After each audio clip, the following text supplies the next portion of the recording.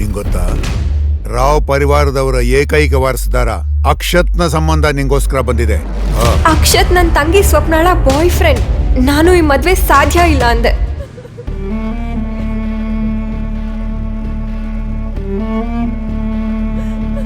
ನಾನಿದನ್ನ ನನ್ನ ಹಣೆ ಬರಹ ಅಂದ್ಕೊಂಡು ಸರಿ ಅಂದ್ಬಿಟ್ಟೆ. ಇದಾಗಿ 2 ದಿನಕ್ಕೆ ನಾನು ನನ್ನ ತಂಗಿ ಬಾಯ್ ಫ್ರೆಂಡ್ ಜೊತೆ ಮಂಟಪದಲ್ಲಿ ಕೂತ್ಬಿಟ್ಟೆ. ರಾವ್ ಪರಿವಾರದ ಸೊಸೆ ಆಗೋದು ನಗರದ ಪ್ರತಿ ಹುಡುಗಿಯ ಕನ್ಸಾಗಿತ್ತು. ಮತ್ತೆ ಆ ಕನ್ಸು ನನ್ನ ಪಾಲ್ಗೆ ನಿಜ ಆಯ್ತು. ನನಗೆಲ್ ಗೊತ್ತಿತ್ತು ನನ್ನ ಈ ಸುಂದರ ಕನ್ಸಿಗೆ ಸದ್ಯದಲ್ಲೇ ಬೆಂಕಿ ಬೀಳೋದ್ರಲ್ಲಿತ್ತು ಅಂತ. ನನ್ನ ಮದ್ವೆ ಒಂದು 8ನೇ ಅದ್ಭುತನೇ ಆಗಿತ್ತು. ಜನ ಎಲ್ಲ ಈ ಮದ್ವೆ ಹೇಗಾದ್ರೂ ಆಗೋಕ್ ಸಾಧ್ಯ ಅಂತ ಯೋಚನೆ ಮಾಡ್ತಿದ್ರು. ಒಂದ್ ಕಡೆ ಸುಂದರವಾದ ಹುಡುಗಿರು ಅಕ್ಷತ್ಗೋಸ್ಕರ ಕಾಯ್ತಾ ಇದ್ರೆ, ಇನ್ನೊಂದ್ ಕಡೆ ನನ್ನನ್ನ ಅಕ್ಷತ್ ಕಾಲೇಜ್ ಟೈಮಲ್ಲಿ ಕಾಯಿಸ್ತಾ ಇದ್ದ.